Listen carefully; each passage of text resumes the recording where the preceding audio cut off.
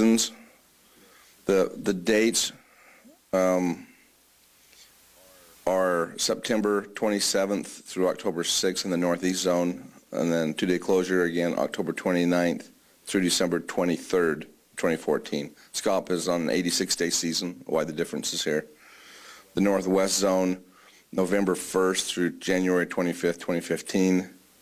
The south zone, and those dates are the same for both the south, all the south zone and Moapa Valley, is November 1st, 2014 through January 25th, 2015. Daily limit of 3 with 9 in possession, and those are included within the general duck limit, not in addition to. Any questions on those seasons? Moving on to coots, common moorhens.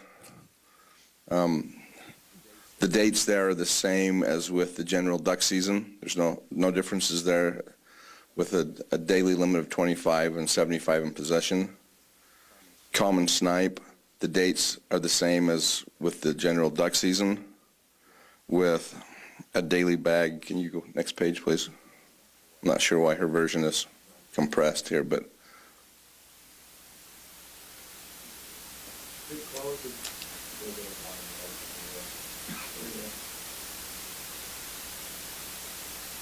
so with snipe, the daily bag of 8 and 24 in possession. Canada geese and brant, the seasons would be the same as with the general duck season, with a daily bag limit. Next page, please. A daily bag limit of 4, which is a change from last year, and 12 in possession. That's an increase of 1 from last year's regulations. And that was a change made at the flyway. White-fronted geese with seasons the same as the general duck season. Again, this is a change in daily bag within the flyway of 10 daily and 30 in possession. Snow and Ross's geese. I'll go through these seasons because they are different. For the northeast zone, it would be November 1st through January 25th, 2015, with a closure reopening February 21st and running until March 10th of 2015. Those dates would be the same for the northwest zone. The south zone with an opener of October 11th running through October 26th, 2-day closure, reopening October 29th and running through January 25th. And then the south zone within Moapa Valley, November 1st through January 25th, with a limit of 20 and 60 in possession, with the noted special regulations there. Russell, what is the reason that the southern zone doesn't have that February to March season for the snow and Ross? It's largely outside of the primary fly zone for snow geese. It's a really rare occurrence that geese fly through there, and I just figured that it's more likely for a goose to fly, a snow goose or Ross's goose to fly through that during the general season, so they mirror the duck season. So if an opportunity presents itself, but really the only place that would be open down there during that February and March hunt is Overton and Kirch, and they're both under closures during that time for waterfowl nesting. They have closures starting February 15th, and so the two places down are closed essentially. So I might as well, we just open it up for the general season. Any other questions there? Falconry seasons with dates that match those of the general duck season. And then the last waterfowl season would be swan. And again, I'm not sure why this is compressed, but dates of October 11th through January 4th, 2015. 1 swan per permit, maximum of 2 permits per person, but only 1 swan per day. And then the associated application and deadlines for the application process. There are additional portions of this regulation that deal with Mike Zahradka, but you might want to vote on the season and bag before Mike goes into his section. What I was going to do is go to public comment now, bring it back to the commission, take care of this portion, and we'll go on to Mike and get it going. Any public comment? Come on up, Mr. Dixon. For the record, Paul Dixon, Clark County supported all of the southern zone recommendations on the seasons and bag limits. Okay. Come on up. Anybody else? Oh, Michelle. Michelle Spencer, Washoe County. Yeah, we also were agreeable to all the changes as well. Okay. Doug?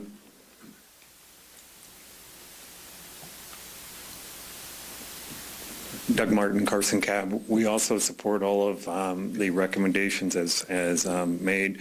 The only comment in addition to that is we really support and appreciate that the Flyway Council meeting chairman will be Mr. Wassley next year, and Pacific Flyway. Is that correct, Tony?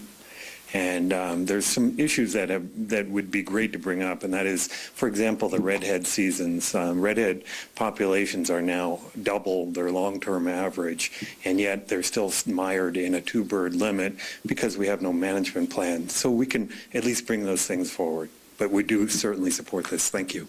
Thank you. Anybody else? Seeing none, I'll bring it back to the commission.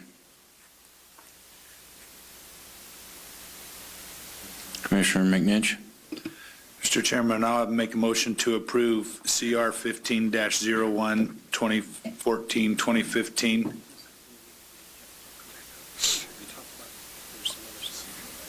Oh, I'm sorry. I thought we were going to. Just on that.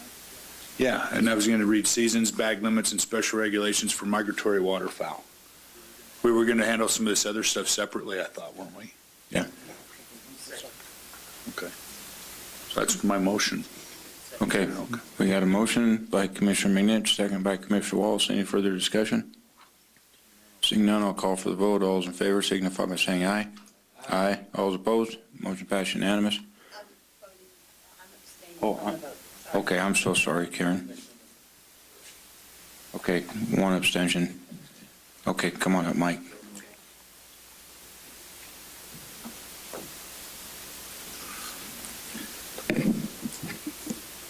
Thank you, Commissioners. For the record, Mike Zahradka, Wildlife Staff Specialist for the Department of Wildlife. The last few pages of this Commission Regulation 15-01 deals with public hunting on wildlife areas and designated state lands. Starting on right here. This is essentially the same as previous years with the exception of the Mason Valley WMA controlled goose hunt. You've been supplied support materials that briefly describes the current regulation used for that goose hunt, as well as the two alternatives that we may use in its place this year. NDOW feels that alternative one and elimination of the hunt is the preferred path. With current waterfowl hunting conditions in Mason Valley, the harvest numbers and interest for that hunt will likely remain the same as last year, if not lower. So I know you have a busy schedule, so I would just leave it at that. And if there's overwhelming support for that alternative two, I could come back and answer questions why we feel that elimination of the hunt is probably the best. Okay, we'll go to public comment and start with Mr. Johnston, since you opened the can. I didn't open the can. The public opened the can. We considered this one. I want to thank the commission for taking a look at this and for the department offering the two alternatives. In light of, it was back in March, I sent the email to the commission and all the cabs. We offered in that email, I think we said we think that elimination may be the preferred route, but understood that there may be people outside of Lyon County or Mason Valley who like the certainty of the controlled goose hunt, and that's why we made the proposal of limiting the controlled goose hunt to the bolster fields. We addressed this at our cab meeting Tuesday, and we think alternative one, just elimination of the controlled goose hunt, could be the preferred route, simply because it doesn't close off these areas to goose hunting to the general public. It just makes it on a first-come, first-served basis. The department's still going to maintain the blinds. The fallback alternative, too, is equally acceptable. We adopted that again, that's an acceptable alternative because that then limits the controlled goose hunt to the fields that are primarily used and opens up the rest of the area that's closed along the Walker River to other uses. By way of just background, the controlled goose hunt closes off quite a big portion of the wildlife management area to all uses during that time period. You just want to take a nature walk or something like that, you're supposed to stay out of that area. So we think since it's not being utilized, at a minimum, reduce it to the ag fields where most of the goose hunting is occurring. Happy to answer any questions as to the input we received, but. Any questions of Mr. Johnston? Commissioner Drew? So Brad, you didn't have anyone who supported keeping the hunt even on the more limited basis? Most, I would say all of the public input we received was just get rid of the controlled goose hunt. But we recognize that there might be people out there who do participate in this hunt. They like the certainty of having a date, knowing they're going to have a blind, and not having to be there at maybe 2:30, 3 o'clock in the morning on a hunt day to try to get a blind on a first-come, first-served basis. The department, they have to manage the draw all those mornings of the controlled hunt. I think it's administratively something they then have to do. And so there's no strong view one way or the other from the public other than let's at least limit it to the bolster fields. If we can get rid of it altogether, let's do that. But certainly cognizant of why some people would like the certainty of that controlled goose hunt and the way it's set up with the draw and specific dates. There was also comment that there are other opportunities to goose hunt in Mason Valley through guide services. From my personal point of view, that may be available to some people, but not all because of the costs associated with it. So I don't necessarily think that's an alternative to everyone for the certainty they're looking for in dates and fields and things like that. Okay, anybody else? All right, come on up, Mr. Dixon. Paul Dixon, Clark County Cab. We discussed this also and with Russell, kind of walked us through, and I think we stayed with and recommended option 2 to you strictly, in my viewpoint, because having that reservation system and certainty, we went to setting up reservation systems with the dove hunt and with the duck hunt and everything else around the state because people were gaming things, and if we go away with option 1 where you take away all that controlled hunt and you go back to other things, my guess is you're going to end up with a problem in a couple of years. What happens if weather patterns change, you start getting more animals in there, and people want to hunt there again, you're going to end up back in a problem. I suggest you stay where you stay in a controlled hunt system and you reduce it because of the numbers right now, and you can expand back, but always having that controlled hunt and other things makes it a system that's much more manageable as you go into the future, and that's why we went with option 2 as a recommendation. Okay, any other cabs?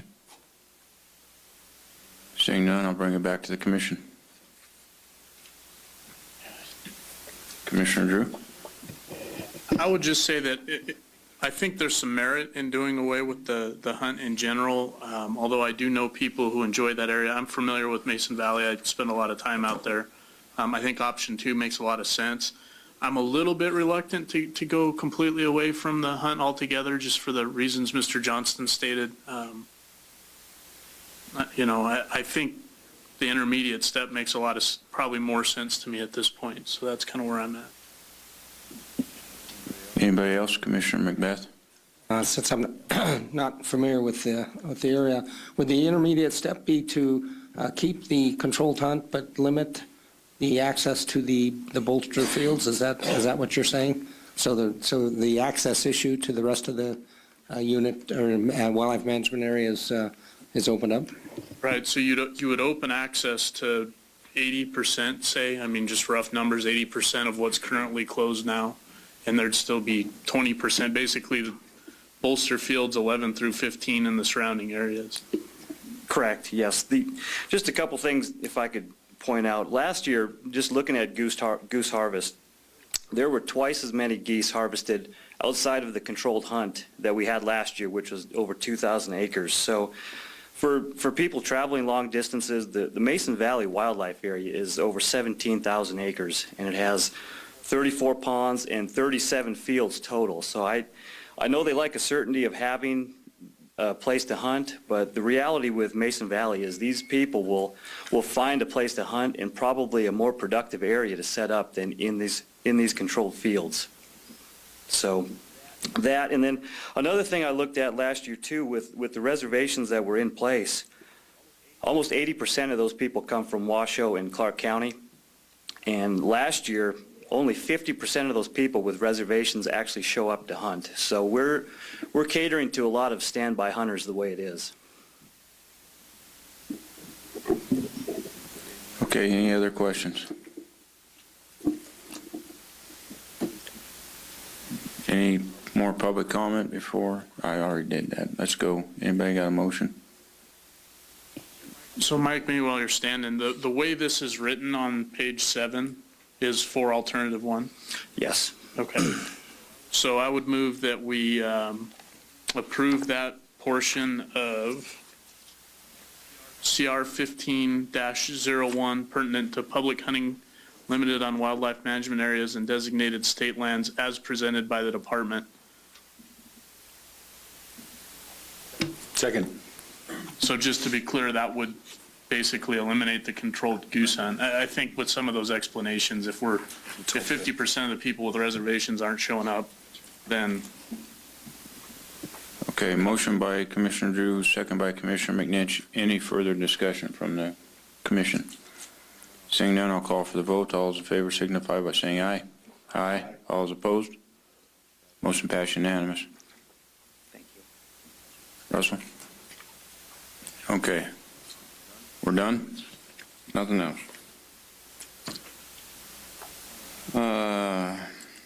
Moving on to agenda item number 19, update on bighorn sheep status, disease, and mineral in Esmeralda counties. Director Walsley? I just spoke with Perry Wolf and Mike Cox, who are currently in transit under the false assumption that there would be a lunch break. So if it's at the commission's pleasure, perhaps we could discuss future commission meetings, agenda items, and perhaps take a short break. I anticipate they'll be here in 45 minutes. Okay, let's move on to, because I can do that at the discretion of the chair, can't I? Move on to agenda item number 20? Yes, sir. Okay, thank you. I just want to check, because we discussed that this morning, so I just was checking again. Let's move on to agenda item number 20, future commission meetings and commission committee assignments. Secretary Walsley. The main purpose of the September commission meeting is typically fishing seasons regulations. It's a 2-year process, and we did that in September of 13.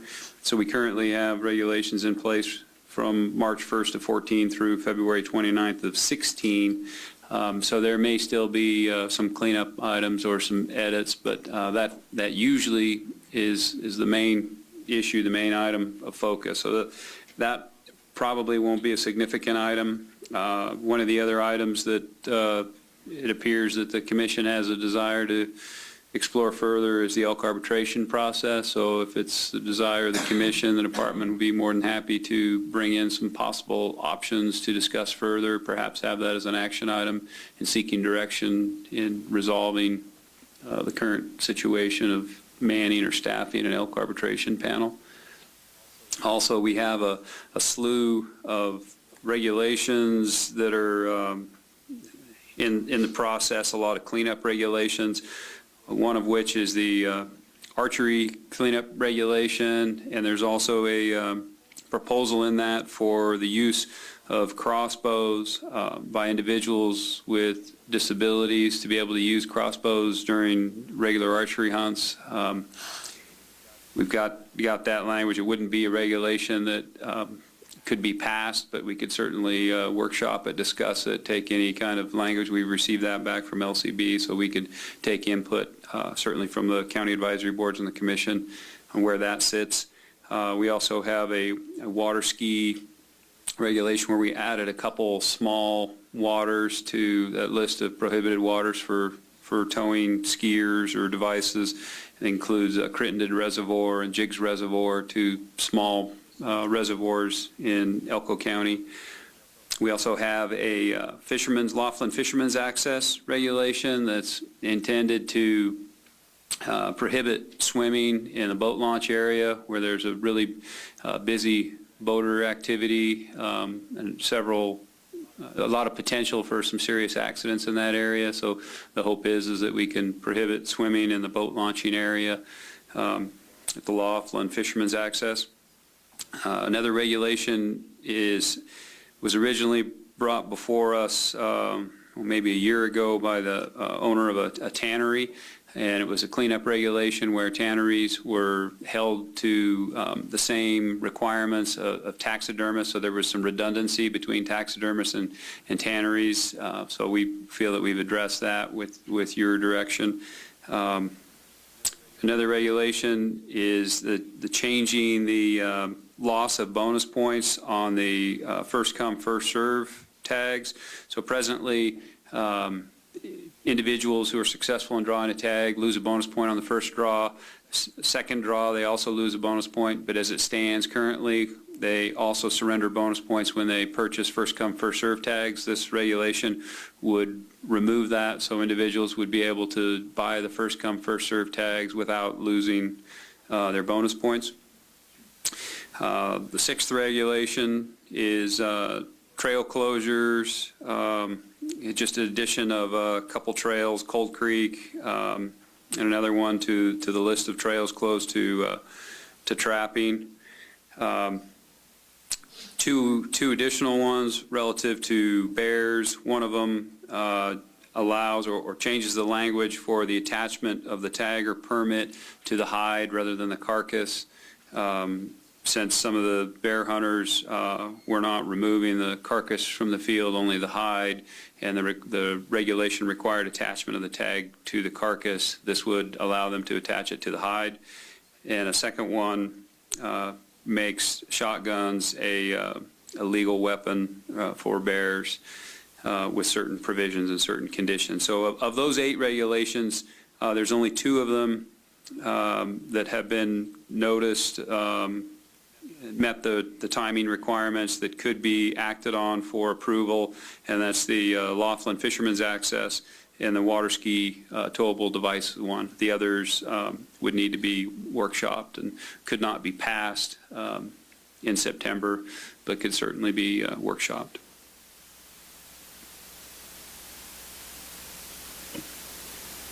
Okay, anybody have anything that they want to talk about on future commission meetings?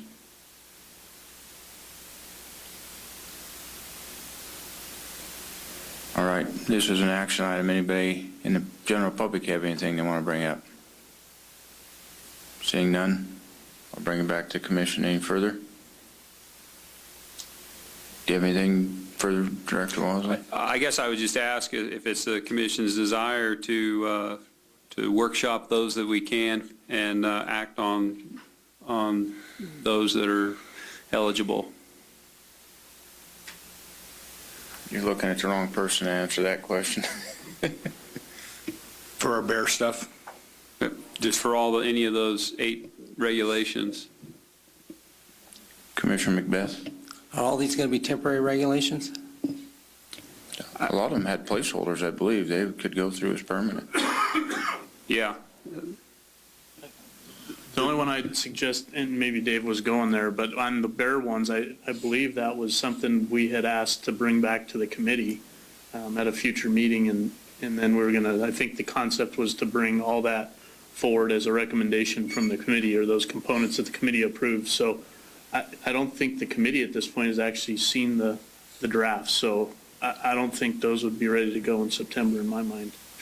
Commissioner McNinch is the chair of that committee. Do Yeah, you see that otherwise? No, and that's what I was going to bring up is, and, you know, it was alluded to yesterday, there were comments about what's happening with the Bear Committee.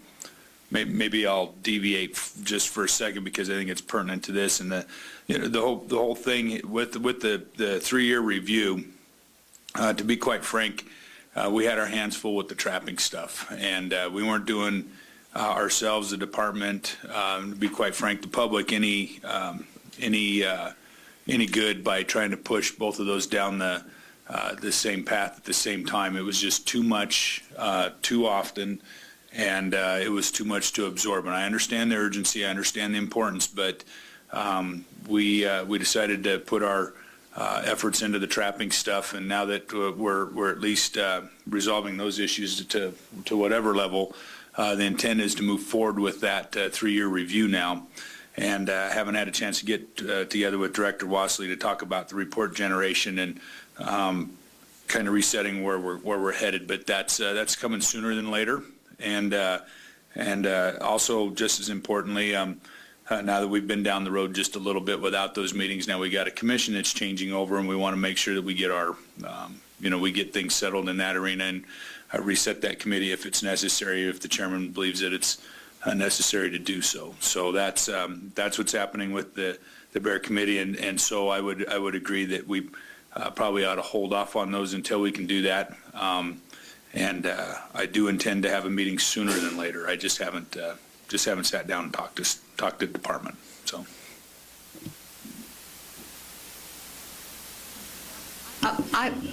I would like to see us look at the trail closures, though, since most of those are referring to, the Coal Creek area, and that's, those people are in southern Nevada, so I think if we could look at that in Las Vegas, I think that would be most helpful. Okay, anybody else have anything? So what we'll do is we'll move forward with 2 regulations, the water ski towable devices, Laughlin Fisherman's Access for approval. We'll have 4 that'll be workshop, the archery, the crossbow, the tannery, first come, first serve, not losing a bonus point, and the trail closures. And then we'll work with the Bear Committee on the remaining 2 relative to the bears. And anything that we can do to facilitate the Commission's report on the bear hunt, more than happy to. Appreciate that. Okay. You thinking about 12:30? Yep. All right. We are going to take a 35-minute break. We're going to be back. That means fast food today. We're going to be back here at 12:30 and get this thing done so everybody can catch an airplane and get out of here. So we'll be back at 12:30. Thanks.